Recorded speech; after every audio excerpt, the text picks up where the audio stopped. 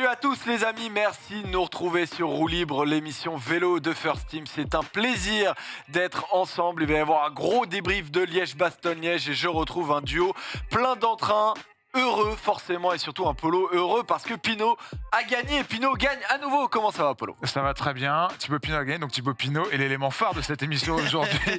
Il ne pouvait pas en être autrement. Ça a discuté, ça a bataillé, mais je ne voulais pas laisser passer cette chance de revoir Pinot au top et du coup d'en parler dans l'émission aujourd'hui. Bon, par contre, Robin, alors Pinot gagne, très heureux, Bardet gagne, très heureux, mais forcément fin des classiques.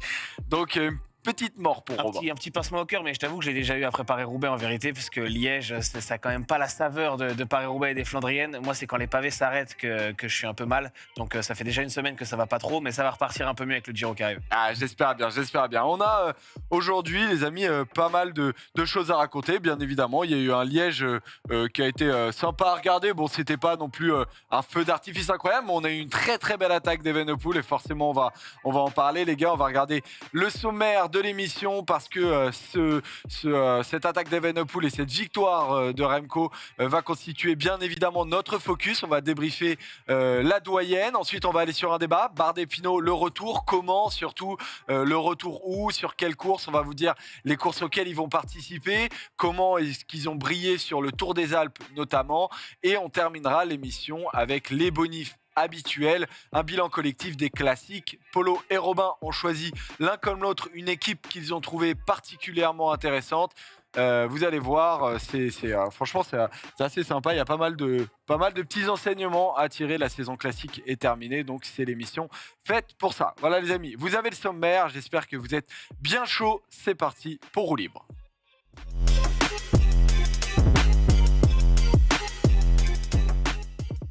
Focus top 10 de Liège-Bastogne-Liège. On va regarder ça immédiatement pour ceux qui n'ont pas vu la course.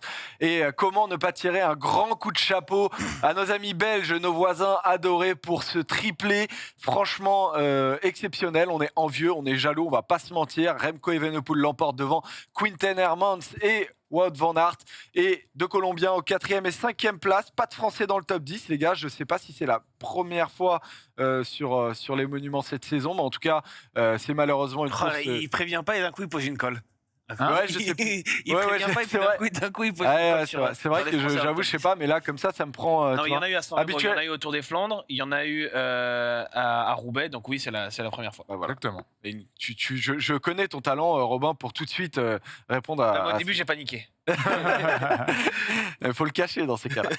Et donc voilà, le triplé belge, on va en parler bien évidemment. La victoire de Remco Evenepoel, victoire impressionnante. On va voir bien évidemment dans ce focus, on va revenir sur la chute de Julien Alaphilippe, terrible la chute qui a eu lieu à plus de 60 km de l'arrivée. On va en parler en fin de focus, mais on va se concentrer tout d'abord sur le sportif et l'attaque d'Evenepoel. On va faire une petite palette, les gars, comme d'habitude, parce que Remco Evenepoel a attaqué relativement tôt, Paul. En te regardant, je me suis dit que ça fait longtemps que tu n'es pas allé chez le coiffeur. Ouais, c'est vrai. Te connaissant, je pense que ça doit te trotter un peu dans l'esprit, mais tu travailles trop, Joseph. Tu n'as même pas le temps d'aller chez le coiffeur. Non, je vais y aller. Tu joues trop. Après, madame veut que je garde un peu les cheveux longs, Paul, pour tout te dire. Toujours. Malheureusement, je suis sous son joug et je ne décide d'absolument rien. Ouais.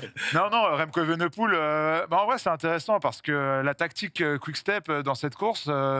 elle a été mise à mal, justement, avec cette chute à 60 km de l'arrivée et la perte de Julien Alaphilippe. Mais d'un autre côté, je me demande si la tactique, elle n'était pas celle-là, d'envoyer Remco Evenepoel mettre une attaque nucléaire dans la côte de la Redoute et de laisser travailler les adversaires de la Quick-Step et de Julien Alaphilippe par la suite, jusqu'à la côte de la Roche-aux-Faucons. Moi, je pense que finalement, cette chute de Julien Alaphilippe n'a rien changé sur la stratégie. Remco Evenepoel a suivi son ordre de marche. Je pense que ça l'a conforté, la chute de Alaphilippe l'a conforté dans l'idée d'attaquer de loin et d'anticiper. Il était mis sur orbite par Maurice Van Sevenant, qui fait lui aussi une superbe classique. Alors après, évidemment, avec Remco, c'est tout ou rien. Là, on a eu le tour, on a eu un coureur exceptionnel qui a lâché tout le monde sur une attaque extraordinaire dans la côte de la Redoute. Et on a surtout un Remco avec ses jambes, avec son aérodynamisme, qui n'a laissé aucune chance au peloton derrière lui. Et je trouve que cette performance-là, au-delà de l'attaque, est encore plus exceptionnelle, même si on va le revoir là sur la palette, l'attaque... Palette C'était régalée. quand même assez incroyable. C'est parti pour une palette Demande régalade, les gars. demande à Benoît Cosnefroy ce qu'il en a pensé de l'attaque Ouais. de Remco Evenepoel. C'est incroyable la puissance qu'il dégage, Robin, au moment de son attaque dans cette côte de la Redoute. On va voir cette photo. Il est littéralement apparu derrière son équipier qui s'est demandé par qui il était dépassé à cette vitesse-là. Limite, il a utilisé son angle mort et il s'en est rendu compte que quand. Bah, là, je suis même pas sûr qu'à ce moment-là, son équipier se voit que. Il n'est pas qu'il encore est au parti. courant.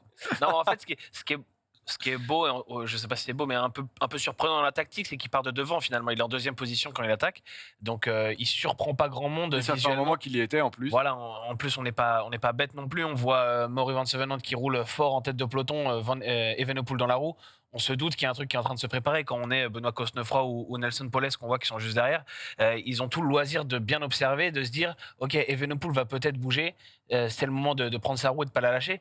Mais en fait, quand il attaque, je pense qu'il attaque juste trop fort pour tous ces mecs-là et que tout simplement personne ne peut suivre. On a fait des Il y a palettes. Paolet qui a essayé. Oui, bah, ils ont tous un peu essayé, ceux qui sûr. étaient dans la roue. Évidemment, Evenepoel part comme ça, il n'y a pas de raison que tu restes assis. Il faut bien que tu tentes de suivre, mais personne n'a pu plus de 5 secondes. Et on a fait beaucoup de palettes depuis le début de saison, que ce soit à Milan-San Remo, que ce soit sur le Tour des Flandres, sur Paris-Roubaix. On a des attaques souvent où certains décident de ne pas y aller. Il y a un jeu stratégique, on se regarde un petit peu qui va faire l'effort. C'était le cas notamment quand Dylan Van Baarle attaque sur Paris-Roubaix à une trentaine de kilomètres de l'arrivée. Là, pour le coup, il n'y a pas du tout ce genre de questions pour moi. C'est pas du tout une guerre tactique de je ne veux pas y aller, j'ai envie que ce soit une autre équipe qui travaille. Là, c'est juste que personne ne peut prendre la roue de Remco Evenepoel. Donc l'équation, elle est encore plus simple finalement. Et l'analyse aussi, elle est très simplifiée puisqu'il n'y a pas de qui y va, il y a juste qui peut et personne ne peut. Oui, c'est clair que c'est pas sur l'attaque forcément que l'analyse tactique va se faire. Par contre, les gars, l'analyse tactique peut se faire sur la poursuite d'Evenepoel. Et Paul, c'est ce sur quoi on va se concentrer. C'est comment est-ce que les autres équipes et les autres potentiels favoris, outsiders, vont y répondre. Est-ce que, selon toi, tactiquement, juste après l'attaque d'Evenepoel, il y a eu une organisation logique pour contrer cette attaque? Logique, oui, oui et non. On les voit justement sur les photos qui défilent. Oui, dans le sens où ça a collaboré. De un, on voit notamment les Movistar. On a vu un peu Ineos et surtout la Bahreïn qui avait encore du monde, notamment avec Caruso qui lui fait l'effort sur le haut de la redoute. Ils étaient 4 les Bahreïn. Il y avait Landa, Caruso, Landa qui lâche Mohoric. sur l'attaque, il lâche sur l'attaque de Evenepoel. Il avait beaucoup attaqué Oui, avant. oui. Landa, il a essayé de faire un peu bouger la course, mais ils avaient quand même du monde. Hein. Ils avaient encore Caruso, ils avaient Pouls, ils avaient Mohoric, Ils avaient Et Jack Egg, Jack Jack évidemment. Egg, ils avaient du Ils étaient 6 même. Hein. ils avaient du matos, ils avaient du matos pour rouler même après la côte de la Redoute, avec l'aide notamment aussi d'un Henrik Mas pour Valverde. Moi, je pense qu'il n'y a pas eu d'erreur. Moi, je pense que sur la poursuite, il n'y a pas d'erreur. Moi, je pense que contrairement à ce que dit Robin, je pense qu'un Tuns avait peut-être les jambes pour suivre aussi Remco Evenepoel, mais Mais peut-être qu'il qu'est-ce a eu qu'il fait peur. alors? Peut-être qu'il a eu peur que ce Pourquoi il soit est pas trop là tôt. Peut-être qu'il a eu peur que ce soit trop tôt. Bon. Il s'est vu très fort avec un collectif très fort. Il s'est dit si Evenepoel attaque maintenant, on va aller le reprendre dans la vallée. Et moi, je fais mon effort dans la côte de la Rochefoucauld. Moi, je comprends pas parce que même ça, c'est risqué parce qu'il y a Mais quand même, c'est risqué, il y a c'est quand même risqué. Van Aert qui est toujours là à ce moment-là, dans la côte de la Mais Redoute. et comme je t'avais dit sur Winamax dans l'échappée, quand Dylan Tuns et Martinez et consorts et Woods ont accéléré dans les gros pourcentages de Rochefoucauld, Van Aert a reculé. Oui, mais Et je pense il a que c'était reculé, vraiment mais toute il est la stratégie des il est revenu punchers juste sur cette derrière. course. Moi, je trouve que c'est très risqué. Et pour le coup, j'ai envie de dire un grand merci à Evenepoel qui nous a décanté la course pour une fois oui, d'un ça peu oui. plus loin. Parce que c'est pas pour taper sur Liège-Bastogne-Liège, mais je trouve que la course est très répétitive. Ok, on n'arrive plus à Anse, on arrive dans les faubourgs de Liège, mais il n'empêche que les 3 dernières années, on avait une attaque qui se faisait dans la Rochefoucauld et c'était l'attaque décisive à chaque fois à 13 km de l'arrivée. Et avant, quand c'était à Anse, de 2013 à 2018, on a une course qui se décide dans la dernière côte, dans le dernier kilomètre, avec souvent des victoires de Valverde, pas toujours, mais un scénario tout le temps identique finalement. Et la dernière fois qu'on avait quelque chose qui sortait un peu de ce scénario-là, c'était en 2012 avec Maxime Iglinski. Donc ça fait 10 ans qu'on n'avait pas des coureurs. Attention. T'as Jungels qui arrive aussi. Jungels là, arrive. non Même Oui, la, la dernière année, même en la plus, chose je sur crois. Specialized, elle est choquée. Je sais plus si Jungels c'est à Anse ou si c'est Ouais, à, j'ai un si doute, c'est à mais Liège. c'est peut-être la dernière année à Anse. C'est peut-être la dernière année à Anse, t'as raison. Mais sinon, du coup, sur les 10 dernières années, alors mettons peut-être Jungles que j'avais oublié, mais on a une ou deux éditions qui sortent de l'ordinaire. Sinon, c'est tout le temps la dernière difficulté. Et c'est franchement ennuyant. En plus, tu t'es habitué aussi à voir sur Paris-Roubaix ou sur le Tour des Flandres des scénarios vachement plus débridés. Donc je suis content que Evenepoel ait attaqué de si loin et montré aussi que ça pouvait fonctionner. Et moi, je comprends pas Tuns si t'es le plus fort et qu'en plus il sort du Tour des Flandres. Il a bien vu comment ça bagarrait sur le Tour des Flandres. Il ne devrait pas avoir peur de partir à 30 km de l'arrivée. Surtout, part avec Evenepoel. Si vous êtes tous les deux très forts, vous allez aller au bout. Donc je ne comprends pas sa stratégie de se dire je mise sur mon équipe, je ne bouge pas. Il a dit, lui, je pense que Evenepoel part dans un moment d'hésitation. J'ai noté un bout de sa déclat. Il dit son attaque était un peu inattendue. Mais qu'est-ce que tu fais de ne pas t'attendre à des attaques dans la redoute? C'est l'avant-dernière bosse. Si tu t'y attends Donc pas là, tu t'attends pas à une attaque de Remco Evenepoel en anticipation sur la côte de la Voilà. redoute. Et encore, je trouve que pour Remco Evenepoel, il a bien dû ronger son frein pour Oui. anticiper à Moi- 30 km de moi, ça l'arrivée. me paraît Est-ce aberrant que- que personne Est-ce s'attende à ce qu'il y qu'il ait ne attaque, s'y quoi. attendait pas aussi parce que Julien Alaphilippe n'était plus en jeu et que Remco était la dernière cartouche de Je sais de pas, pour Quickstep. moi ça change pas Même grand chose. que Que ça ce soit peut, Evenepoel ou un autre, tu dois t'attendre à ce que ça bouge dans la redoute. Oui, bien Si sûr. tu te dis dans ta tête, enfin c'est pas Milan-San Remo, il n'y a pas tout le monde qui attend le Poggio, on fait pas sur la Roche au Faucon comme on fait sur le Poggio. On se doute que ça peut partir un peu plus tôt. Les mecs devraient s'y attendre un petit Ouais. peu quand même. De toute manière, on va le voir après Les- dans les déclats. Effectivement, les Bahreïn ont reconnu avoir fait des N'importe petites quoi. erreurs. On va continuer sur cette palette pour voir que justement cette poursuite a continué et ne s'est jamais véritablement organisée sur le long Elle est terme avec un véritable espoir de vraiment aller rechercher. Là, il y a les Ineos, Polo qui viennent, qui Moi, je viennent un trouve peu que- aider. Il y a les Jumbo qui viennent un peu aider. Ouais, moi, je trouve que bon, la Bahreïn, je pense qu'il y a des choses à dire, mais ils ont, en tout cas, ce qu'on peut pas leur reprocher, c'est qu'ils ont pris leurs responsabilités à partir de la chute. De la chute notamment qui a impliqué Julien Alaphilippe jusqu'au pied de la côte de la Roche-au-Faucon, jusqu'au même le milieu de la côte de la Roche-au-Faucon, ils ont pris leurs Ils responsabilités. n'avaient pas le choix, ils étaient surreprésentés. Ils n'avaient pas le choix, ils étaient surreprésentés, mais ils l'ont fait. Et là, sur la J'ai poursuite, l'impression ils n'ont qu'ils pas le faisaient demandé. un peu à ils ont- demi-mesure. Non. Tu as Remco Evenepoel devant. Moi, j'ai eu Mohoric qui se gare à l'entrée de la Roche-au-Faucon, qui est quand même un sacré moteur. T'as Caruso, t'as Woodpool, t'as Egg aussi qui aide. T'as en plus des aides, notamment d'un Henrik Mas qui était en forme. T'avais Ineos aussi qui roulait derrière pour aider Martinez à revenir sur la tête de course. Et moi, je pense qu'on sous-estime la performance extraordinaire qu'a fait Remco Evenepoel sur le plat, au-delà de la manière dont il a résisté au-delà de la manière dont il a attaqué sur la redoute, au-delà de la manière dont il a résisté sur la côte de la Roche-au-Faucon. Ce qu'a fait Remco Evenepoel sur le plat, quand on dit que Bruno Armira qui dit Remco Evenepoel était beaucoup trop aérodynamique pour moi.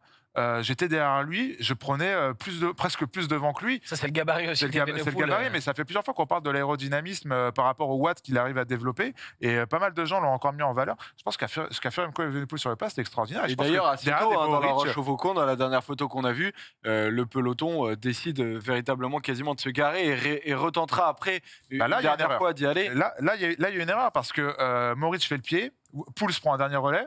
Qu'est-ce qu'attend Dylan Teuns pour y aller juste après? Qu'est-ce qu'attendent les coureurs pour y aller juste après? Qu'est-ce qu'attend un Woods ou même un Martinez? C'est là que l'erreur elle est. Parce qu'après, tu as Henrik Mas qui vient reprendre un relais et qui bouche un sacré trou d'ailleurs sur Evenepoel. Et là, ça hésite encore à y aller. Mais là, c'était trop tard. Moi, je suis désolé, il y a des gens qui sont un peu criminels dans cette course. Et Teuns en fait partie. Woods en fait partie. Martinez aussi. Mais je vais pas Et te mentir, Polo, c'est peut-être des- même Valverde, c'est- parce que c'est des Mas mecs- fait un super travail pour lui jusqu'en haut de la Roche-au-Faucon presque. Je trouve que c'est souvent un scénario qu'on a sur Liège-Bastogne-Liège. Rappelle-toi l'année où Jungles gagne justement. C'est pareil, il part sur le haut je crois que c'est la Roche-au-Faucon. Il part sur le haut de la bosse et derrière, ils sont pas foutus de s'entendre Il y a la Philippe pour derrière. le reprendre. Oui, mais en fait, si tu joues à ce jeu-là de le mec qui est devant, il a un équipier derrière, donc personne roule, bah ça veut dire que tu le laisses gagner. Et là, je pense qu'ils se sont aussi posé la question par rapport à Van Aert. Ça a dû les titiller d'avoir Van Aert pendant un long moment dans la route, se dire attends, on est en train de tous se mettre à la planche. Si c'est pour l'emmener au sprint, ça n'a pas grand intérêt. Évidemment que tu as des contradictions comme ça et que tu as des obstacles finalement dans ta stratégie. Mais tout sera jamais un boulevard pour que tu ailles gagner. Tu es bien obligé, quand Evenepoel part et que tu sais que c'est un des meilleurs rouleurs du monde, de t'organiser rapidement et bien derrière. Mais sur les Ardennaises, j'ai l'impression que c'est quand même régulier. Et on parle de ces gars-là, Valverde, Woods, Martinez, qui sont aussi, alors Woods un peu moins, mais qui sont aussi des gars qui ont l'habitude de jouer les grands tours notamment, et d'être un peu au coup de pédale près, à se dire, bah attends, si finalement, sur un grand tour, tu peux te permettre de perdre 20 secondes un jour si c'est parce que tu as gagné de l'énergie et que le lendemain, tu en reprends 30. Et j'ai l'impression des fois que sur les Ardennaises, ces gars-là courent comme s'ils étaient sur un grand tour, comme s'il y avait un lendemain. Sauf que sur Liège-Bastogne-Liège, le lundi, c'est fini, tout le monde Et est chez là- soi. Donc faut rouler. Là où je peux te rejoindre, c'est aussi la différence de pointe de vitesse entre certains. Tu vois, un Woods, un Teuns, ils n'ont pas la pointe de vitesse d'un Martinez, encore moins d'un Wout van Aert. Et ça, je peux comprendre que ça trotte. Parce qu'autant Wout van Aert, tu peux peut-être espérer le lâcher dans les forts pourcentages. Autant Martinez, il l'a prouvé, il l'a encore prouvé ce dimanche que lui, tu ne le lâcheras pas dans les forts pourcentages. En plus, il peut t'aligner au sprint. Quand on voit le sprint de Michael Woods, d'ailleurs, j'ai tweeté là-dessus parce que ça m'a fait rire, que ce soit Fuglsang qui emmène un sprint pour Michael Woods, quand on sait que Michael Woods est quand même pas le meilleur sprinter du monde, tu te Je dis. pense que Fuglsang était cramé. Je pense qu'il était cramé, mais ça m'a fait un peu rire. Et je pense que dans la tête d'un Woods et même d'un Tuns, je pense que c'est des questions qui peuvent se poser sur du plat. C'est quand même pas des mecs qui ont une énorme pente de Je vitesse trouve que aussi. ces scénarios-là, on les a moins sur les Flandriennes. Sur Paris-Roubaix, sur le Tour des Flandres, le Tour des Flandres, il y avait beau avoir Pogacar et Van Der Poel devant. Derrière, ils roulaient tous comme des dératés pour essayer de revenir. Sur Paris-Roubaix, quand Kung et Van Aert sortent, Souviens-toi comment Van Aert parfois s'enterrait. c'est arrivé, je te dis pas que c'est pas arrivé. Mais souvent, il y a Ça plus... gagne aussi un peu Les avant. gars roulent davantage et vont davantage se donner corps et âme pour aller chercher une victoire plutôt que de jouer au comptable derrière. Regarde Kung qui a roulé comme il pouvait sur Paris-Roubaix avec Wout van Aert, alors qu'évidemment, il va moins vite au sprint que Wout van Aert. Pourtant, les deux, quand ils ont été ensemble, ils étaient très forts. Ils se sont dit, bon, bah, on y va, on roule, on essaie de le reprendre. C'est intéressant. Moi, je trouve qu'on n'a pas cette même dynamique sur les Ardennes. Bon, en tout cas, Remco Evenepoel a fait une course magnifique, parfaite, est allé chercher un monument, bravo à lui. On va regarder sa déclat d'après-course où, bien évidemment, il partage tout son bonheur d'aller la remporter parce que c'était simplement une ambiance exceptionnelle. Gagner ici de près d'1 minute, j'en suis très fier et heureux. Ça m'a donné la chair de poudre d'être tellement encouragé par les supporters belges. C'est sans doute ma meilleure journée. Sur le vélo, Remco Evenepoel qui commence à avoir un sérieux palmarès, qui le relance un peu parce que Paul, c'est vrai que depuis sa chute sur le Tour de Lombardie, c'est un peu, voilà, on acte le retour de Remco Evenepoel. J'ai la sensation qu'il avait il a continué à ajouter des courses sur son palmarès, on va le voir, son palmarès, mais là, vraiment, en allant chercher une course de cette ampleur-là, un monument, j'ai l'impression qu'on a le retour de Remco véritablement dans l'esprit de tout le monde. C'est ça, là, le plus important, au-delà du palmarès, c'est dans l'esprit des gens. Il commençait vraiment, alors pour des raisons qui m'échappent, moi encore, pour un coureur de 22 ans, je crois qu'il vient d'avoir 23, si je dis pas de bêtises. Je crois qu'il a encore 22. Il gagne le monument à 22 ans et Oui, j'ai vu passer une statistique, il y en a 5 seulement qui ont, dans l'histoire du vélo, qui ont gagné un monument plus jeune que lui. Il a 22, je me suis chauffé.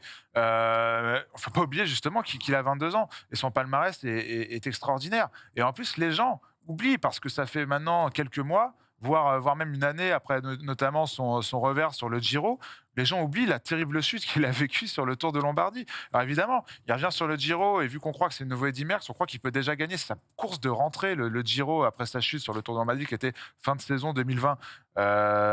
Je pense qu'on est très dur avec Remco Evenepoel. Oui, il n'a pas la même trajectoire qu'un Tadej Pogacar, à qui tout sourit, qui est un ovni du cyclisme, mais son palmarès est extraordinaire. Ce qu'il fait déjà encore cette saison, que ce soit en Algarve, même sur la Communauté de Valence où il craque un peu, et encore plus, même s'il ne gagne pas ce qu'il fait sur le Tour du Pays Basque, je trouve ça assez exceptionnel au vu de ses qualités, au vu de l'âge qu'il a et encore du manque d'expérience peut-être qu'il a sur certaines situations de course. Il serait temps de mettre du respect, mais vraiment un respect immuable, inamovible sur le nom de Remco Evenepoel, parce que c'est un coureur d'exception qui en plus a eu déjà des guerres dans sa jeune carrière et qui a réussi mentalement et physiquement à se relever, à aller gagner un monument chez lui avec la manière. Non, là, j'espère en tout cas que ça va calmer les détracteurs au moins pour quelques mois, voire quelques années. Parce que là, il n'y a plus de raison de discuter, quoi.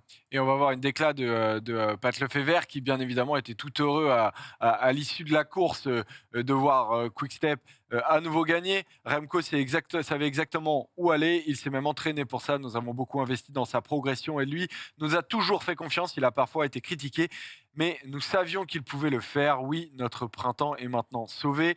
C'était aussi l'une des grandes questions. La fin de saison de classique de Quick-Step. Sauvé ou pas sauvé pour toi? Clairement sauvé.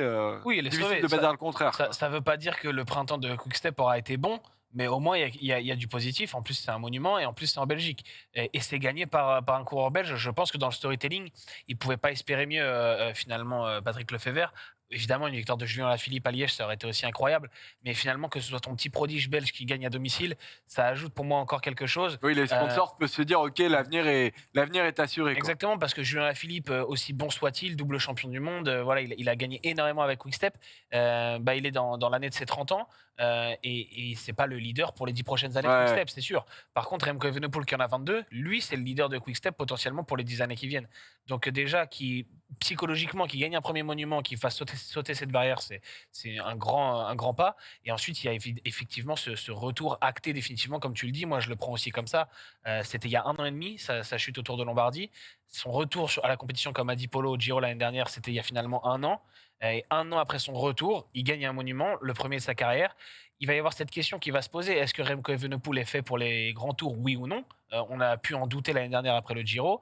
On a eu aussi Tirreno Adriatico cette saison qui nous a fait un peu nous poser des questions sur ses capacités sur les courses par étapes. Mais ce qui est sûr, c'est que pour les classiques, Remco Evenepoel, il est fait pour ça. Et la chute n'y a rien changé. Et il avait gagné la Classica San Sebastian dès sa première année pro. Il avait 18 ans ou 19 ans.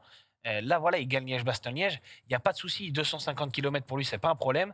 Les bosses, c'est pas un problème. Alors peut-être que les grands cols à 2000 mètres d'altitude, ça le fera jamais. Et comme dit Pour Polo, l'instant. peut-être qu'il sera jamais un Tadej Pogacar. Peut-être qu'il aura jamais le maillot jaune sur le Tour ou le rose sur le Giro. En tout cas, les classiques, c'est sûr que c'est bon, que c'est fait pour lui. Et pour Quick-Step, ça compte quand même beaucoup. Même si c'est pas un coureur de grand tour, il peut très bien être la tête d'affiche de Quick-Step sans jamais gagner le Tour. En tout cas, on a bien senti que l'attaque de Remco Evenepoel avait un peu cassé le moral de tout le monde, et notamment de Van Aert qui a dit voilà, Remco était le plus fort, la redoute a été grimpée rapidement. Quand je suis arrivé au sommet, il était déjà parti. La seule tactique possible pour moi était d'attendre Wout Van Aert qui finalement a fait 3e, battu au sprint par Quinten Hermans. Et on va regarder tout de suite aussi la décla, Thomas, si tu peux la balancer aussi, de Jack Haig qui a expliqué justement la tactique de la Bahreïn. Il dit nous aurions probablement dû courir un peu plus agressivement dans la Roche au Fogon et dans le final. Je pense que Remco avait un si grand écart que nous étions en train de courir pour la 2e place. Dylan Teuns, Sans H. et voilà, sans H. Et moi, aurions dû Edward Teuns, traverser. Ouais, voilà, exactement, j'étais en train de chercher. Aurions dû travailler un peu mieux ensemble. 6e et 12e, c'est bien, mais ce n'est pas vraiment ce que nous sûr. sommes venus faire ici. Voilà, vous avez réagi tout à l'heure sur. Quand Mas fait son effort dans la Roche au Faucon, il y a un peu moins, il y a tout juste 15 secondes. Hein. C'est là qu'ils peuvent se mordre un peu les doigts, les tontons de la Bahreïn. Les tontons de la Bahreïn. Les gars, comment ne pas parler, bien évidemment, et donner des nouvelles de Julien Alaphilippe. Julien Alaphilippe, donc, qui a très, très lourdement chuté, qui a été secouru par Romain Bardet, notamment. On l'a vu, une énorme chute qui a été causée. Alors, c'est pas très, très clair, étant donné que les caméras ne pouvaient pas filmer parfaitement de là-haut. Juste un peu avant, il y avait des arbres, etc. En tout cas, on n'a pas eu de vraie bonne vision de ce qui s'est passé. Il y aurait eu un accrochage entre Pidcock et entre Cabot. Voilà, ça a donné un peu une polémique un peu nauséabonde sur les réseaux pour savoir qui avait créé cette chute. Bref, on s'en fiche. Mais voilà, on voit Bardet qui va aider Julien Alaphilippe, qui apparemment a frappé très très fort dans un arbre. L'arbre qu'on voit là. Hein. Voilà. Et donc, pneumothorax, quand même, c'est ce qui cause notamment que Julien Alaphilippe est en observation actuellement à l'hôpital. Des côtes cassées, une omoplate pétée. On espère vraiment qu'il va revenir très très prochainement, même si ce genre de chute, on ne sait jamais véritablement comment on s'en remet, quoi. Ouais, bah, Romain Bardet, c'est marrant, il expliquait, il a beaucoup parlé après la chute, notamment à l'équipe aujourd'hui. Et il disait, il a eu un moment où il a pu se dire, ça y est, ma saison est foutue, ma saison part en l'air. Bon, il se trouve que lui, ça va, mais celle de Julien Alaphilippe, bah, tu peux te poser la question, malheureusement. C'est une Il a eu très, peur très qu'il grosse soit gamelle. paraplégique, quoi, parce qu'il disait je peux plus bouger, j'ai mal au Bah, dos. surtout quand tu tapes contre un arbre. Et Romain Bardet, il a vraiment une explication, des mots très importants dans l'équipe où il explique que quand ça chute comme ça, en fait, c'est la roulette russe. Tu sais pas ce qui va te tomber dessus. Il suffit que tu aies un disque. On sait qu'avec les freins à disque maintenant, c'est très dangereux au moment des chutes parce que ça coupe sévère. C'est des vraies lames de rasoir. Si tu as un disque qui vient te couper, alors si c'est sur la jambe, c'est pas très beau, mais ça va, tu t'en sors. Mais si tu as un disque qui t'arrive en plein milieu du visage. Il a peur de c'est prendre une sacré pédale sort. automatique aussi. Ouais, un pédalier dans la gorge, ouais, exactement. Dans la il expliquait gorge. ça. Donc, je pense que vraiment aujourd'hui, les mecs, quand ils tombent, ils ont quelques secondes où ils se disent oula, alors là, Voilà, il il peut a se mis passer quelque chose de un très dramatique. très long texte qu'on vous invite à aller regarder, notamment sur Instagram, sur Ouais. Twitter. Et une Romain très belle, Bardet, il en a, très il en belle a interview entièrement aussi parlé. dans l'équipe aujourd'hui, qui fait la une de l'équipe d'ailleurs à ce propos. Ouais, effectivement. Et interview de notre ami Gaëtan Scherer, hein, Oui, qui Gaëtan est Scherer, à l'équipe. qu'on salue et qui sera bientôt avec nous sur Twitch. Il me l'a promis. En tout cas. Eh ben, avec grand plaisir. Voilà pour la suite, pour cette chute, notamment d'Alaphilippe. Et Alaphilippe, alors je voulais juste vous montrer le pauvre des énormes cagades. Il en a pris dans sa carrière. On va les voir juste en enfilade. Donc il y a effectivement celle qu'on vient de voir. Mais il y a eu celle-là en début de saison. Elle n'avait sur pas les- été trop grave celle-là. Ouais. Voilà, elle n'a pas été trop grave. Mais Mais tu quand même, vois, bout à bout, mine ça de fait, rien, voilà, je c'est pense un peu que ça. ça Si on prend des belles, sur le Tour de France, fait réfléchir. Quand même. t'as presque l'impression que c'est un montage, tu te demandes un peu Là, comment... Pays ce Basque, jour-là, il là. avait pris une bourrasque, c'est ça? C'était aux Pays-Bas, c'était juste avant le Tour de France. J'ai non un doute. Et justement, ça l'empêche de participer au Tour. Alors je crois il me semble, c'est sur cette course. Ok. Ah, le Pays Basque, pas juste avant le tour, mais c'était Non, mais peut-être ça c'était, l'objectif pour les Ardennaises. je crois que Et il me semble donc que ça, c'était c'est en sur le Tour des Espagne. Flandres. Ouais. Ouais, il me semble que c'était en Espagne, je m'en Tu souviens. prends la moto, quoi. Donc, Tour 2017, il fait pas le Tour 2017, je crois. Justement, enfin, je dis peut-être C'est une pas les bêtise. Ardennaises en 2017 parce qu'il a chuté au Pays Basque, ça t'as raison. Donc c'est peut-être ça, je me rappelle plus si c'était sur un Peut-être ça. chrono. En tout cas, ce qui est sûr, c'est qu'on a tendance à dire parfois quand tu prends les chutes à répétition, c'est parce que t'es mal placé, c'est parce que t'es pas à l'aise pour frotter, etc. Pour Alaphilippe, c'est pas tout à fait le cas quand même. J'ai l'impression qu'il y a une grosse part de poisse en ce moment. Quand tu vois. Et on n'a même pas mis flèche la Brabançonne. voiture à la flèche Exactement. Brabançonne. Sur la flèche Brabançonne, bon, bah, ça lui tombe dessus, c'est assez improbable. Évidemment, là, tu peux dire il n'est pas placé dans les 10 premiers, mais ça tombe tellement dans les premières places du peloton que c'est aberrant que ça tombe aussi proche de la tête. Pareil, au Strade Bianche, il y a une énorme bourrasque qui fait que je ne sais plus quel coureur se retrouve à balayer tout le monde. Et Alaphilippe, il est genre en 5e place du peloton. Ah, Donc finalement, tu te dis, sur les 2 dernières années, il a eu un nombre de chutes où vraiment il ne peut rien y faire. C'est pas il est mal placé, il n'est pas en confiance, il a mal frotté. Donc ça fait de la peine de voir qu'il a autant de poisse, quoi. Eh ouais, ben, et après, il y aura évidemment, déjà, comme tu dis, intéressant de voir comment il va revenir, dans quelles conditions, dans quel état d'esprit aussi. Combien de temps aussi, hein. Dans combien de temps, c'est ça. Et puis, il y aura forcément des questions qu'il faut se poser sur la sécurité. Et c'est pour ça que venez nous voir sur Twitch, où on invite souvent des gens qui sont insiders, hein, des pelotons, que ce soit des directeurs sportifs, des coureurs, des gens qui ont connu aussi le peloton, la manière de frotter, etc. Et ces gens-là seront très à même de nous répondre à ça. Donc, suivez-nous sur Twitch, nos différentes interviews le jeudi. Et c'est avec ces gens-là qu'on en parlera. Parce que si c'est Robin et moi qui parlons de la manière de frotter dans un peloton professionnel, Moi, j'ai nos frotté dans arguments- un peloton à 3-4 une fois. nos arguments seront quand même très limités et on n'aurait pas l'expertise que peuvent avoir d'autres. Donc rendez-vous sur Twitch, on en parlera forcément. pas dans les pelotons que Robin il frotte le meilleur. Enfoiré. Allez, Force. c'est parti pour le débat, les amis. On va bien évidemment parler de ce qui s'est passé la semaine dernière, de Romain Bardet et de Thibaut Pinot. Mais cette fois, on va parler de sportifs. C'est parti pour le débat.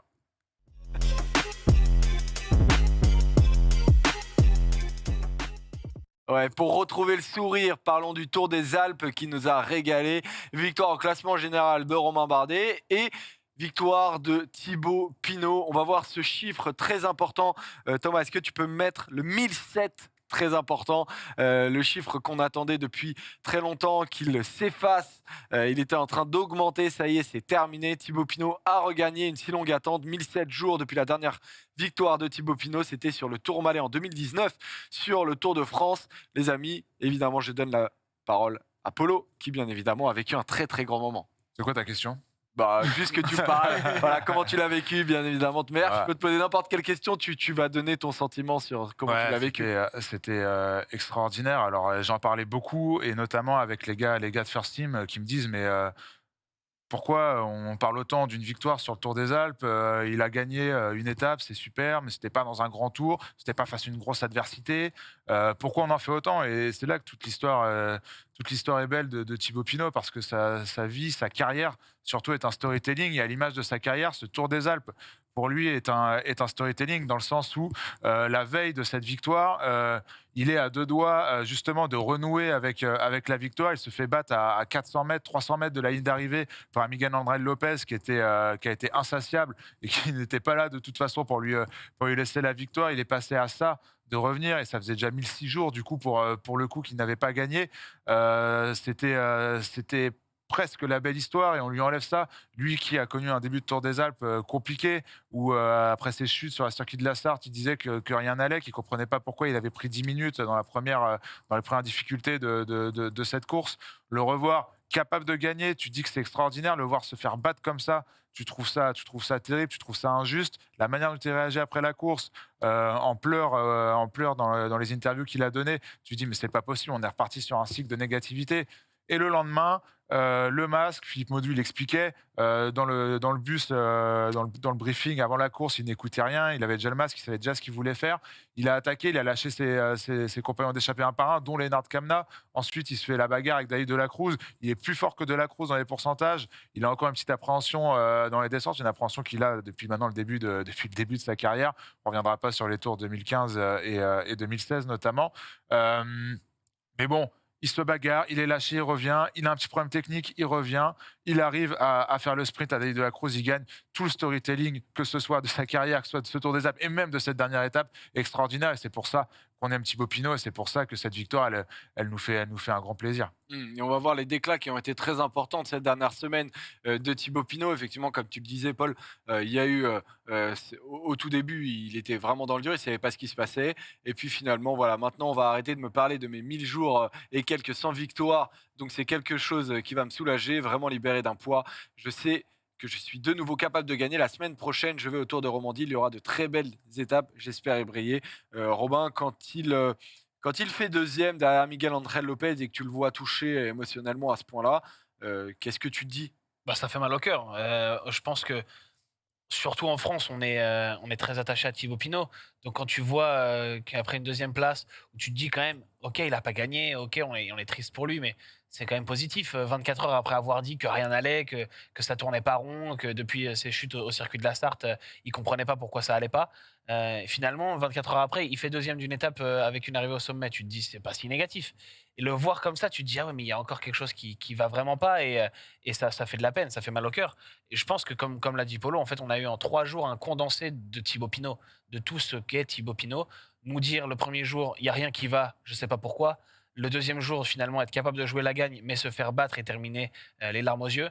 Et le troisième jour, se rebondir encore une fois et cette fois-ci aller gagner et refermer ce chapitre et, comme il dit lui-même, passer à autre chose, mettre derrière lui les 1000 et quelques jours sans gagner. Je pense qu'il n'y a que Thibaut Pinot qui fait ce genre de choses. Et en fait, j'ai été surpris, c'est que, évidemment, nous, on est touchés quand on voit Thibaut Pinot pleurer à l'arrivée de la quatrième étape, enfin pleurer, quasiment pleurer. Mais en fait, on n'était pas tout seul. Il y avait, j'ai l'impression, tout le monde du vélo international, que ce soit des Italiens, alors qui eux l'aiment beaucoup parce que Pinot a une relation particulière avec le Giro, le Tour de Lombardie, etc. Mais les Espagnols aussi, des Anglais, des Néerlandais, des Belges, Flamands, Wallons, tout ce que tu veux, étaient tous très très touchés par l'histoire de Thibaut Pinot sur ces 2 jours finalement, entre sa deuxième place et c'est quasiment ses pleurs à l'arrivée et sa victoire. Tout le monde a été très touché et le lendemain super heureux qu'il gagne, alors que c'est pas forcément le public qu'on attend être le Non, plus mais après, proche de Thibaut ça Pinot. participe aussi parce que Thibaut Pinot est capable aussi de dévoiler ses sentiments, Bien sûr, de il y ne a pas mille se raisons. cacher émotionnellement, là où la plupart des coureurs, quand ils connaissent un échec, le gardent pour eux et vont plutôt pleurer dans le bus. Et bah, Thibaut Pinot le dit quand ça ne va pas. Et Et effectivement, bah, finalement, du coup, tout le monde le comprend et a potentiellement envie qu'il aille en chercher. On va c'est ça, mais regarder le. t'as pas ça avec d'autres coureurs étrangers, par Non, c'est exemple. vrai, Nous, en c'est tant que vrai. Parce Français, que, il y mais a en peu même de temps, coureurs qui propositeurs. d'autre dévoile autant de sa Personne, personnalité t'as raison. dans le peloton professionnel? Alors, j'en connais pas énormément. C'est quelque chose, voilà, Thibaut Pinot est honnête avec le public et dit quand ça va bien et dit quand ça ne va pas. On va regarder ce qui s'est passé d'ailleurs depuis le début de la saison pour Thibaut Pinot parce que ça a été. Vous allez me dire ce que vous en pensez de ce début de saison de Thibaut Pinot avant ce Tour des Alpes. Il a commencé la saison relativement tôt, hein, même si son objectif est le Tour de France. Et effectivement, voilà, il avait fait. J'ai mis ses meilleurs résultats.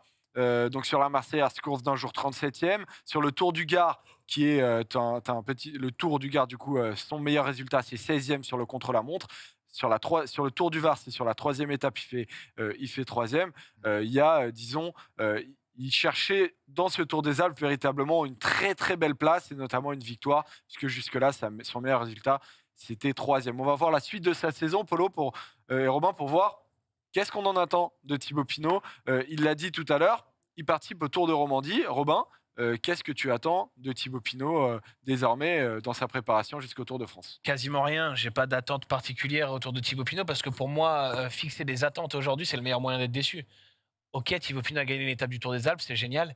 Mais si je commence à me dire, ah ben c'est génial, il va faire podium sur le Tour de Romandie et puis il va aller faire des miracles sur le Tour. On sait que le Tour n'est pas dessiné pour lui cette année, mais même se dire, il va aller chercher des étapes et il va en claquer une belle.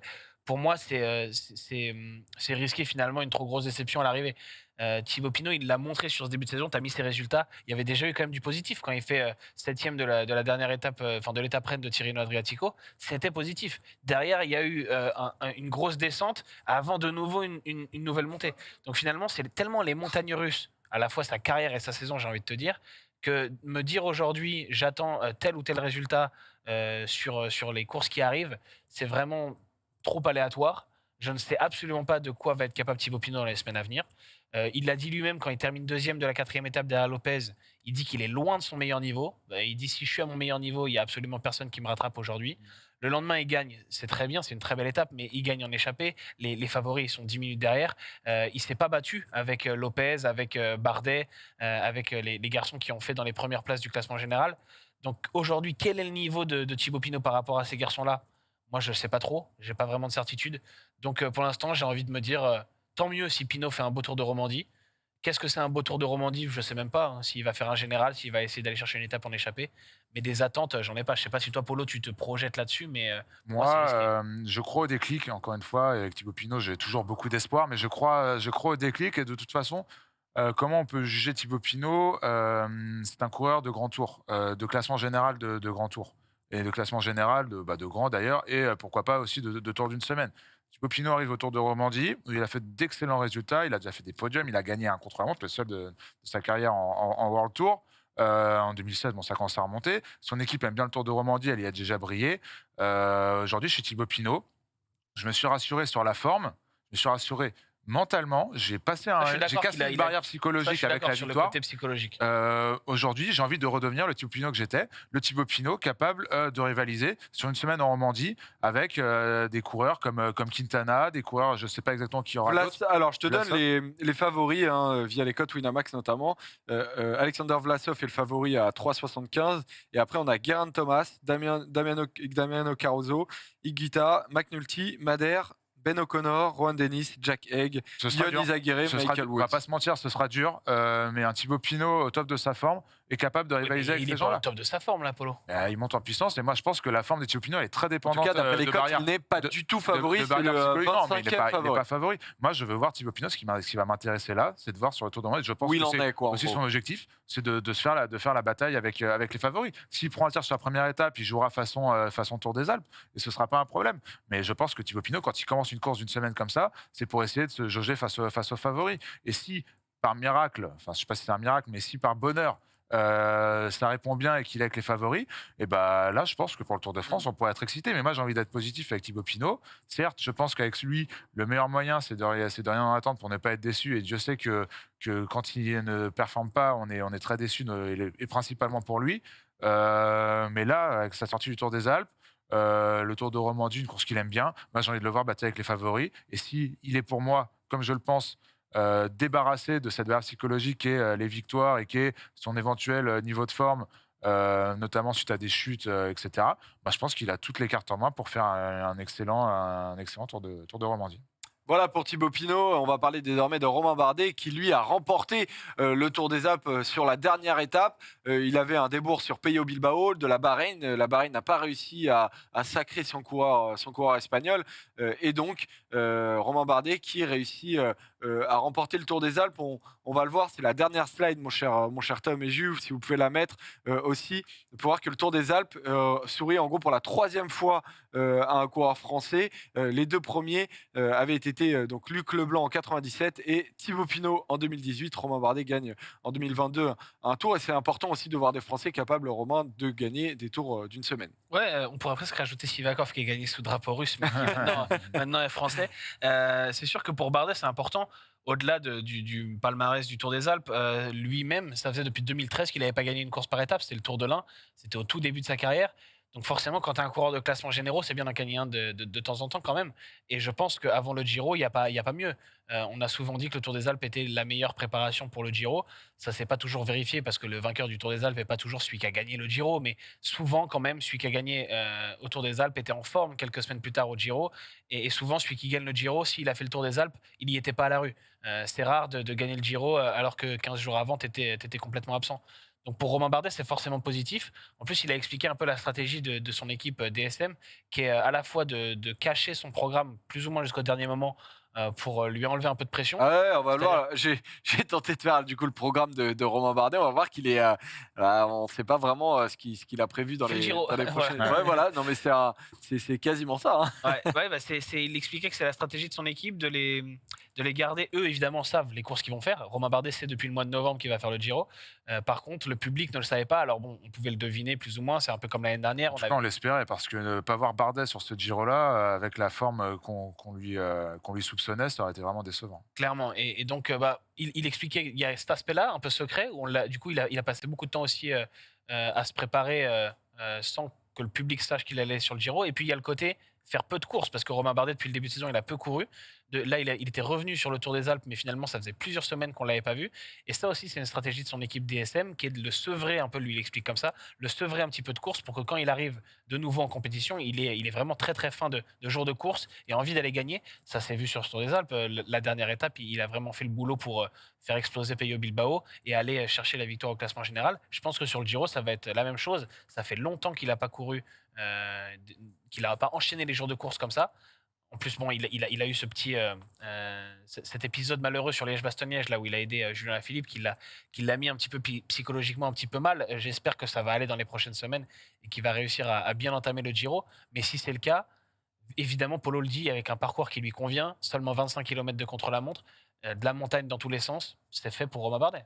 C'est clair. Quand tu parles, Paul, on va voir aussi les cotes Winamax pour voir où est-ce qu'il en est. Pour voir où il en est dans les favoris. Tout à fait. Non, ce qui est intéressant, Robin l'a très bien dit, c'est toute cette approche qu'a cette équipe DSM. Certains coureurs aiment, d'autres n'aiment pas. On sait que c'est très strict, que c'est très suivi, que ça ne correspond pas aussi à tous les coureurs. En tout cas, ça semble correspondre à Romain Bardet, qui, en plus de tout ce que tu as dit, Robin, fonctionne aussi par petits groupes d'entraînement. Et quand on voit la relation avec Tim Arensman, qui a fait un travail monstrueux pour Bardet, et la joie qu'il a eue pour lui à l'arrivée du Tour des Alpes, c'est assez intéressant. Il bosse aussi avec Chris Hamilton, qui sera l'un de ses lieutenants sur le Giro aussi. Voilà, c'est comme ça aussi que fonctionne le team DSM autour de Bardet. C'est de mettre des petits groupes par petits groupes, des pôles, presque des pôles, on peut appeler ça comme ça, avec certains leaders d'un côté, certains leaders de l'autre, avec des coureurs en recherche d'expérience et d'apprentissage, comme peuvent l'être Arensman. Je crois qu'ils ont passé 6 semaines ensemble, Arensman et Bardet. Exactement. En stage depuis le début de l'année, ce qui est beaucoup, ce qui permet de construire une relation. Sur 2 stages différents en plus, le dernier à Tenerife.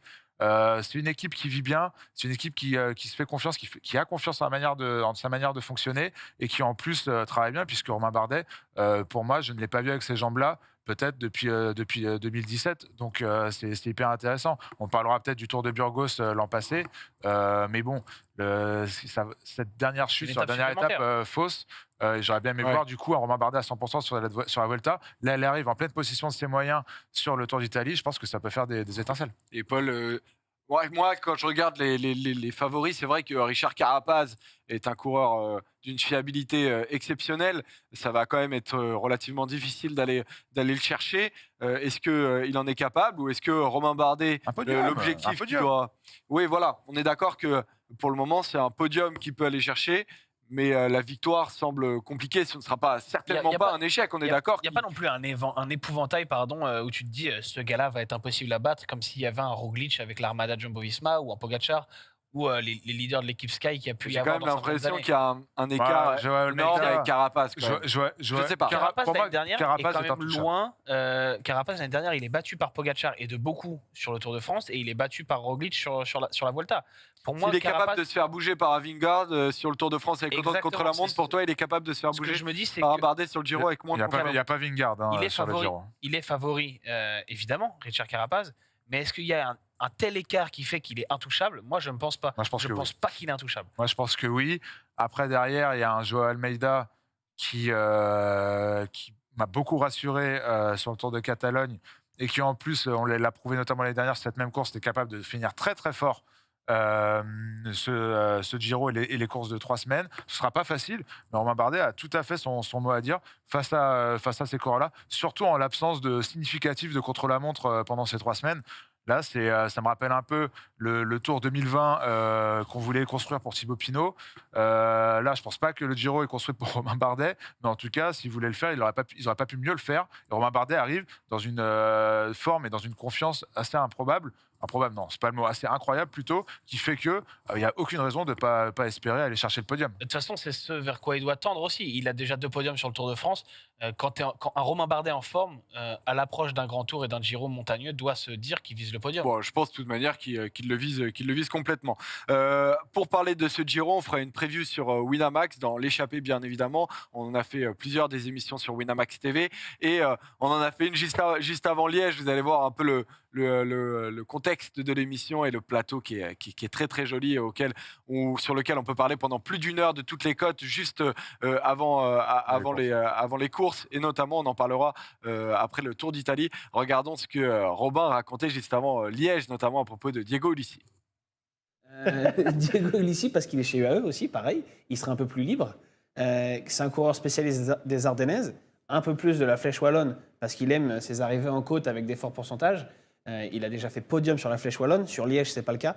Mais quand même, c'est cette succession de boss, ça peut lui convenir. Diego Ulissi, c'est 11 top 10 depuis le début de saison. Une victoire sur une classique italienne, le GP Industria. Je ne sais pas si je le dis bien. Un podium d'étape au Pays Basque, donc la course de préparation idéale pour les Ardennaises. Forcément, ce n'est pas sa spécialité, Liège-Bastogne-Liège, mais si c'était sa spécialité, il ne serait pas coté à 200. Donc voilà, un petit euro pour vibrer. Je pense que sur Ulissi, je vais mettre. Bon, malheureusement, l'euro est perdu, mais Non, mais C'était surtout un jeu par rapport au Victor Lafay de Polo, et j'ai gagné. Voilà. C'est ça. Et tu as gagné, effectivement. L'idée, c'était de savoir, au-delà de vous proposer de miser, c'était surtout pour voir... Quel est on un meilleur choisissait une cote au-delà de 200 et Polo aussi au-delà de 100, et le meilleur, le mieux placé à remporter. Laquelle des cotes au-delà de 200 ça aurait été la mieux? Je ne sais pas du tout quand Victor Lafay a fait. Par contre, j'hésitais avec Madouas qui avait une cote un peu plus à 100 ou 125 et qui a fait pour le coup un très bon Liège-Bastogne-Liège. 125, moi il avait une cote à 200 Ulissi. Ouais. J'ai bien gagné quoi. T'as bien gagné. Si tu veux, bravo. J'assume. Il a gagné beaucoup d'honneur, défaite. surtout. Voilà. Alors, on va terminer l'émission, comme d'habitude, les amis, avec les bonifications. C'est parti.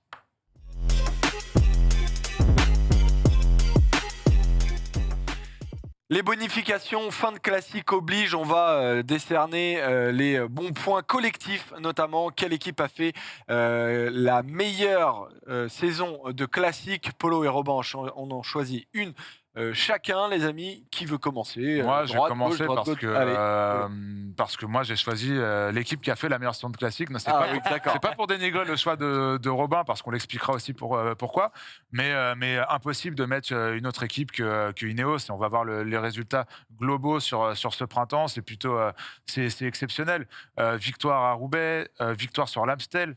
Deuxième du Rhône. Donc voilà, Liège-Bastogne-Liège, 4e avec Martinez. Sur la Flèche, 5e avec Martinez. Paris-Roubaix, premier avec Van Barle, sur la Flèche Brabantson avec Magnus Sheffield, l'Amstel Gold Race avec Kiatko, Tour des Flandres, 2e avec Van Barle, et à travers les Flandres, 3e aussi avec Van Barle. C'est c'est un difficile à printemps défendre, ça. de Robin. classique extraordinaire pour une équipe qui, en plus des résultats, s'est vraiment révélée avoir un pôle et une réserve de coureurs exceptionnel. On a parlé, je vous invite à aller voir l'émission de la semaine dernière, on a beaucoup parlé de ce collectif Ineos, l'éclosion de Magnus Sheffield, de Ben Turner, ce qui en plus naturellement propose beaucoup plus de solutions tactiques en course, et on l'a vu, ça a notamment profité à Sheffield et notamment à Kiatko aussi sur l'Amstel. Et ben ça donne quoi? Ça donne du tout bon pour cette équipe Ineos sur le printemps qui fait une saison de classique extraordinaire, il faut le dire, et surtout bien au-delà des objectifs initiaux, je pense, en début de saison. Et c'est ça qui fait la différence, qui fait pencher la balance pour l'équipe de Dave Braceford. Et donc, Robin, toi, tu voulais nous parler d'Intermarché ou anti-groupe Gobert, notamment. Ouais, c'est ça, c'est dans un registre totalement différent. Polo a tout dit sur les attentes, en fait. C'est ça qui nous anime au moment de dire qui a fait la meilleure saison, la meilleure campagne de classique. Est-ce qu'on s'attendait finalement à ce que Ineos gagne trois classiques, dont un monument? Je ne pense pas. Mais est-ce qu'on s'attendait à ce que Intermarché en gagne 2, dont Gand-Wevelgem? Je ne pense pas non plus. Donc pour moi, c'est encore plus une surprise finalement, et encore plus une bonne surprise. On voit derrière toi, Joseph, la photo de Binyam Girmay qui gagne Gand-Wevelgem. C'est évidemment l'image marquante pour Intermarché de cette campagne de classique. Et je pense que au-delà même c'est une victoire pour Intermarché, le fait que Binyam Girmay ait remporté Gand-Wevelgem, ça restera comme une des images marquantes de la saison. Et historiquement, on se rappellera encore dans 10 ans. Je ne dis pas qu'on se rappellera plus de la victoire de Van Barle, probablement que si, mais on se rappellera fortement de cette victoire de Binyam Girmay, alors qu'on voit là le détail de tous les résultats d'Intermarché sur les classiques. Franchement, quand tu vois, il y a la deuxième place, évidemment, de Hermans dimanche sur Liège-Bastogne-Liège, qui est aussi perf incroyable. Évidemment, il y a Paris-Roubaix, on y était Joseph, on l'a vécu toute la journée ensemble. Il passe à 2 doigts de faire podium. De Vrint, on rappelle que c'est à la photo finish qu'il est battu par Stephen Koen. Exactement, il fait une échappée incroyable, il est devant toute la journée. Et il y avait aussi Adrien Petit qui était juste derrière, qui a fait une course, lui, pour le coup. Et c'était pas du tout dû à une échappée, mais il s'est retrouvé avec les leaders, il a tenu leur Très roue costaud. quasiment jusqu'au bout. Il termine 6e sur le vélodrome. Voilà, on ajoute aussi Alexander Christophe qui fait une belle classique, qui fait 12e. Il a gagné lui. quel classique, Christophe? Le GP de l'Escaut. Mais comment ça se dit? Schnedelfriest. Bravo, qui- Robin, qui- très solide. Qui fait 12e aussi de Paris-Roubaix, parce que sur Paris-Roubaix, on a 6 coureurs d'Intermarché dans les 23 premiers. C'est ouf. Donc Christophe qui fait 12, qui va gagner le Grand Prix de l'Escaut quelques jours avant. Enfin bref, la campagne de Flandrienne notamment de l'équipe Intermarché a été fantastique. Et c'est Quinten Hermans qui disait justement après Liège-Bastogne-Liège, j'avais noté la déclasse, si tu prends le ratio entre le budget et les résultats, on est la meilleure équipe du monde en ce moment. Je pense que c'est pas loin de ça en effet, parce que personne ne s'attendait à ce qu'Intermarché fasse une telle campagne. Guirmail, on en a souvent parlé comme d'un phénomène depuis quelques mois, depuis notamment sa médaille aux mondiaux espoir de Louvain. Mais alors de là à se dire qu'il Ouais, avait c'est gagné clair. en Wevelgem, il y avait Il y quand même avait, un gros écart. C'est clair. Donc je pense que c'est une des Bravo à grosses nos amis surprises. belges. Et en plus, comme c'est une plus petite équipe qu'Ineos ou que Jumbo-Visma ou que d'autres, je pense qu'elle attire naturellement la sympathie et que tout le monde a apprécié les voir performer. C'est ça. Effectivement. Des petites mentions aussi, évidemment. Mention à Stéphane Kung et à la FDJ. Kung qui va chercher 2 beaux podiums sur le Grand Prix E3 et sur Paris-Roubaix, avec Madouas aussi qui fait podium sur le Tour des Flandres. L'énorme travail d'Olivier Lega qui s'est vraiment révélé être un coéquipier formidable sur les Flandriennes.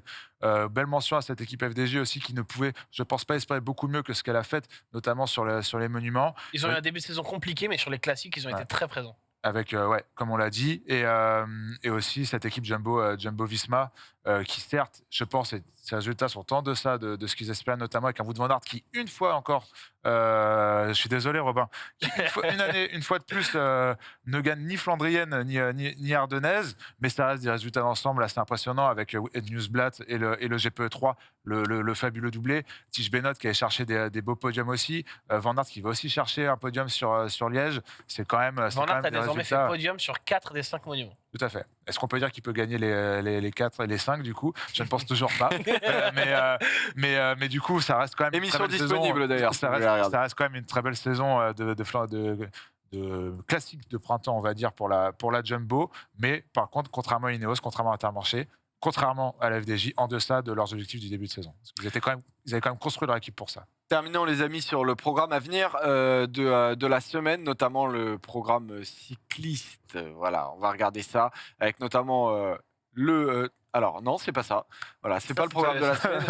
Il a un Ça, petit peu plus haut. C'était pas la semaine dernière, c'était il y a 2 mois. Ça, donc, C'était il y a 2 mois. t'as oublié de le changer. Après, Joseph. ah Le non, Tour de Catalogne est non, passé, j'ai pas oublié de messieurs. le changer, mais j'ai peut-être oublié, je l'ai peut-être mal changé au mauvais endroit. Bref, en tout cas, il y aura du coup le Tour de Romandie, si je me trompe pas. Voilà, notamment qui va être la course à suivre et ça va être globalement en polo. Si tu peux me sauver et me dire sur PCS les courses. Tu veux que j'aille sur PCS là? Rapidement, histoire Bah, qu'on donne le programme de la. aujourd'hui, le Tour de Ouais, Romandie. Ouais, ça voilà, démarre. ça démarre aujourd'hui. Voilà, avec un contre-la-montre, je crois. Exactement. Très Notamment court. avec un contre-la-montre, je regardais tout à l'heure.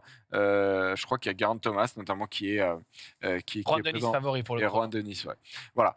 Enfin bon, vous pouvez bien évidemment suivre ça sur Eurosport, bref, sur GCN. Je sais pas vraiment comment vous regardez tout ça, les amis. Voilà. Merci en tout cas de nous avoir suivis. On se retrouve jeudi sur Twitch en théorie, où ce sera une libre antenne, où ce sera un interview. Il y a un interview très intéressant d'une grande personnalité du vélo qui se prépare, un Ardennais notamment qui a fait de très très belles places, mais qui a avec aussi un rapport. avec un nom connu dans le milieu du Très cyclisme. très connu, voilà, un papa très connu notamment. Voilà, mais en théorie, mais on vous dévoile pas tout parce que c'est pas certain à 100% en tout cas. Si c'est pas on ce vous jeudi-là, tient- ce sera un autre jeudi, mais en tout cas, on vous promet que ce y aura du dit, beau ce monde. dit monsieur sera avec nous très bientôt. Voilà, exactement. Merci Polo, merci Robin, merci Tom, merci Merci, Jules, Joseph. merci à toute la régie. À la prochaine les rouleurs, gros bisous et bonne semaine. Ciao.